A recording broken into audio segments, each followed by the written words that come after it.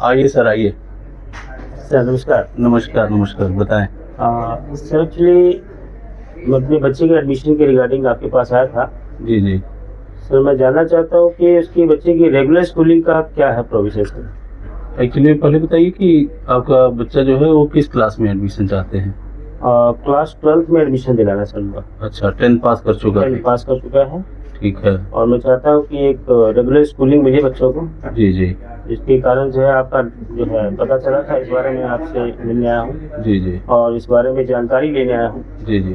तो इस बारे में थोड़ा सा मुझे बताएं सर, कैसे और कैसे होगा? देखिए, मैं एक्चुअली में क्या है कि यहाँ बच्चों को रेगुलर स्कूलिंग देता हूँ, जी।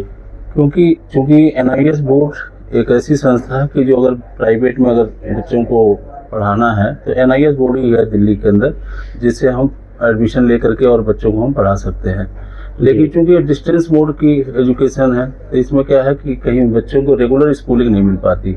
ये एक बहुत बड़ी लैकिंग है, क्योंकि इनकी PCP क्लासेज होती है, संडे होती हैं। तो संडे क्या है, चूँकि वीक में एक दिन क्लास होने से सिलेबस इतने होते हैं, क्योंकि ये इसका स्टैंडर्ड किसी भी मामले में अदर बोर्ड से कम नहीं है।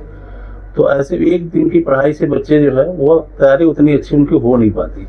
तो मुझे लगा कि यह एक पायलट प्रोजेक्ट के तौर पर मैंने स्टार्ट किया कि अगर इस तरह से रेगुलर जैसे और बच्चे जाते हैं स्कूल, अगर यहाँ पर भी इन बच्चों को रेगुलर स्कूलिंग दिया जाए तो बच्चों की प्रिपरेशन अच्छी कराई जा सकती है।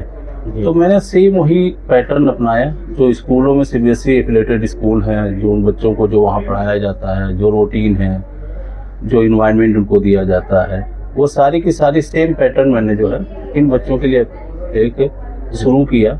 और मैं देख रहा हूँ कि काफ़ी सालों से यह चूँकि मैंने स्टार्ट किया है, क्योंकि हमारे पास स्पेस बहुत लिमिटेड है, इसलिए हम कुछ ही बच्चों को ले पाते हैं। और हम उस एडमिशन को लेने के बाद क्या है कि देख रहा हूँ बच्चों का परफॉर्मेंस बहुत ही सरप्राइजिंग है। तो मुझे लगा कि कहीं न कहीं इसमें लैकिंग जो है, चूँकि बच्चे कहीं प्रतिभा की कमी नहीं है, उनके अंदर प्रतिभा के धनी हैं, उनको हमें सिर्फ एक प्रॉपर गाइडेंस की ज़रूरत है देने की। तो वही कर रहे हैं, वो कोई दिक्कत नहीं, आप आइए और आपका वेलकम है और मैं आपके बच्चे को अच्छी एजुकेशन दूंगा। और आप देखेंगे धीरे धीरे क्या है, बच्चा जब आपका आएगा तो हफ्ते 10 दिन बाद आपको खुद ही उसके अंदर एक चेंज नज़र आएगा। बच्चे के लिए क्या क्या सुविधा है सर यहाँ पे? देखिए क्या है कि यह रिसेप्शन है जहाँ बच्चे अपनी जो भी प्रॉब्लम्स होती हैं वो आके यहाँ शेयर करते हैं, बताते हैं। और दूसरी चीज़ कि जितने भी हैं बाहर तक, सड़क तक जो है बच्चों को जो आने का रास्ता है वो सारी चीज़ें मॉनिटर की जाती है। कैमरे लगे हुए हैं, क्लासरूम में कैमरे लगे हुए हैं जिसकी पूरी रिकॉर्डिंग होती है और हम उसको ऑब्जर्व यहाँ से करते रहते हैं कि क्लासेस कैसे चल रहे हैं, बच्चे क्लास में किसी तरह का मूवमेंट उनका कैसा है, उनका फोकस क्या है, पढ़ रहे हैं नहीं पढ़ रहे हैं। तो इस चीज़ों को क्या है, तो बच्चों का साइकोलॉजिकली इस चीज़ों का इम्पैक्ट होता है बच्चों के दिमाग में कि बच्चों की ठीक है हमें मॉनिटर किया जा रहा है। तो बच्चा क्या है ऑटोमेटिक धीरे धीरे डिसिप्लिन में आ जाता है।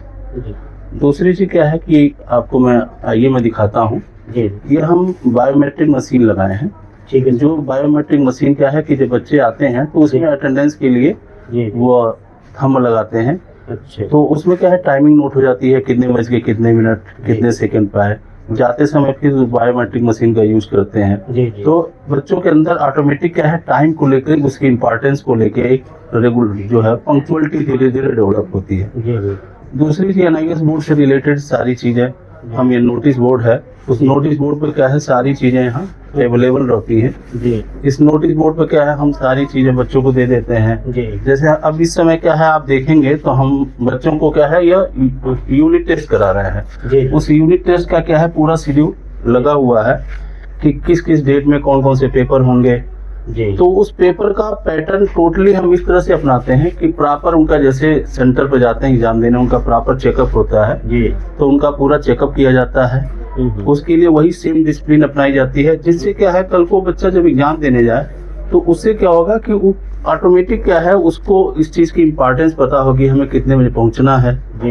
तो वह हम इस तरह का माहौल स्टार्टिंग से जब लेके चलते हैं तो फिर वो बच्चा क्या है कि अपने आप में जिम्मेदार हो जाता है। और एग्जामिनेशन एनवायरनमेंट को आप तैयार करते हैं ताकि बच्चे में कोई तरह से जो है स्कूलिंग की जो फीलिंग है वो वहाँ पे और मोटिवेशनल कुछ चीज़ें बच्चों को इस तरह से चीज़ें लिखते हैं।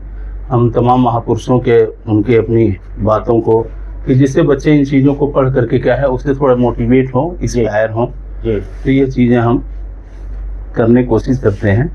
ये हमारा डायरेक्टर रूम है जहाँ पर बच्चे अपने आते हैं और उन चीज़ों को बैठ करके फिर आप आए आगे आपको दिखाता हूँ।